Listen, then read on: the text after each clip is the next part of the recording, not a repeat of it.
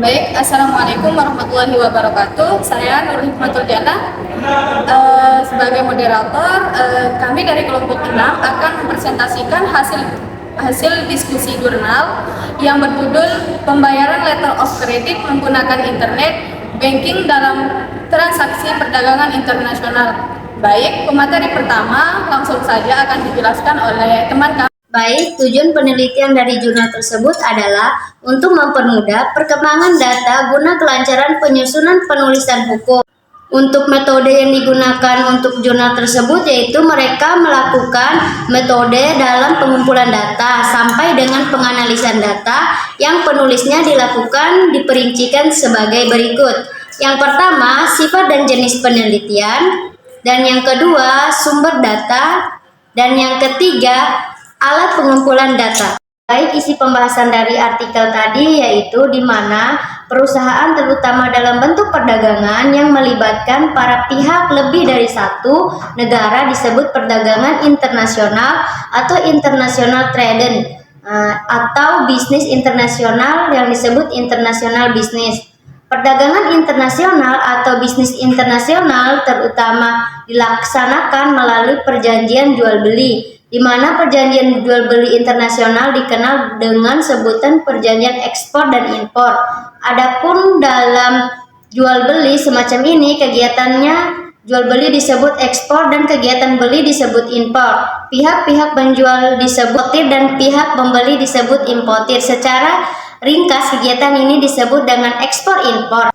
Ekspor dipandang dari sudut bahasa Indonesia adalah perbuatan pengiriman barang ke luar Indonesia, sedangkan impor adalah sebaliknya, yaitu memasukkan barang dari luar ke dalam Indonesia. Materi selanjutnya yaitu kegiatan ekspor-impor berkaitan erat dengan pembayaran.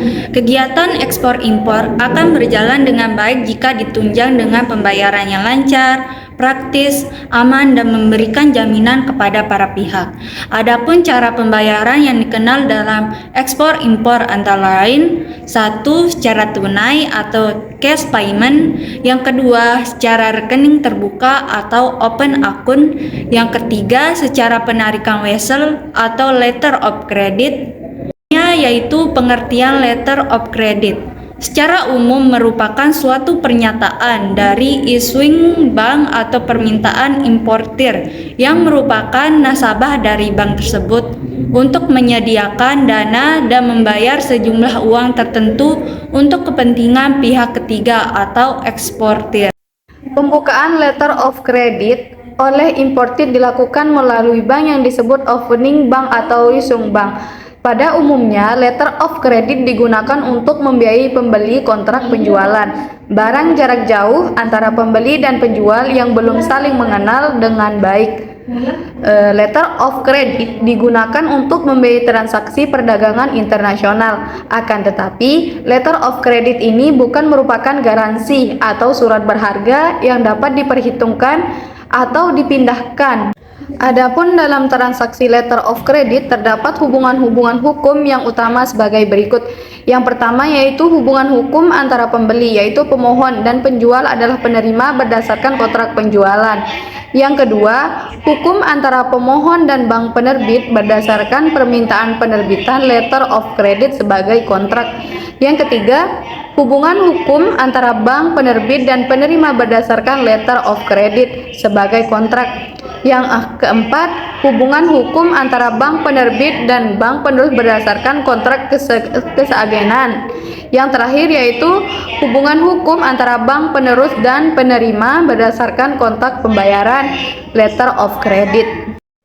Baik, saya akan menyampaikan materi selanjutnya yaitu mengenai mekanisme ekspor dengan pembayaran letter of credit melalui internet banking. Merupakan globalisasi sistem keuangan telah diikuti oleh kecenderungan yang paralel dengan internasionalisasi perbankan yang mengarah kepada konsolidasi globalisasi dari industri keuangan secara keseluruhan.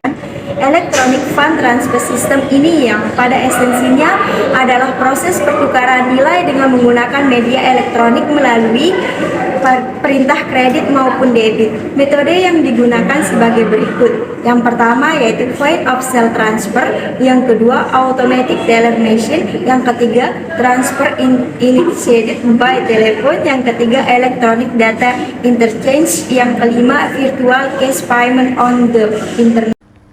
Baik, saya akan melanjutkan materi dari kelompok 6, yaitu terdapat beberapa sistem pembayaran pokok yang dapat dijelaskan di bawah ini sebagai berikut. 1. SWIFT, 2. Fedware dan SHIFT, 3. SAP. Dan saya juga akan menjelaskan kesimpulan dari materi tersebut, yaitu sesuai asas pastasan serpanda yang diatur dalam pasal 1338 ayat 1 KUII Perdata yang menyatakan semua perjanjian yang dibuat secara sah berlaku sebagai undang-undang bagi mereka yang membuatnya. Dan asas itikat baik yang diatur dalam pasal 1338 ayat KUH Perdata yang menyatakan suatu perjanjian harus dilaksanakan dengan itikat baik. Internet banking merupakan layanan pembayaran secara online real time yang diselenggarakan oleh perbankan dengan memanfaatkan fasilitas perbankan. Dengan demikian, jelas bahwa telah terjadi adanya kesepakatan antara pihak pelaku usaha dengan pihak perbankan tentang memanfaatkan fasilitas perbankan dalam pembayaran konsumen bagi pelaku usaha, perlindungan hukum bagi bank, pembayaran dalam transaksi letter of credit melalui internet banking, yaitu sebelum bank penerbit atau kuasanya melakukan pembayaran letter of credit kepada penerima, maka bank penerbit meminta terlebih dahulu persetujuan permohonan atas penyimpangan yang ada. Dalam hal ini, penyimpangan bersifat tidak substansi.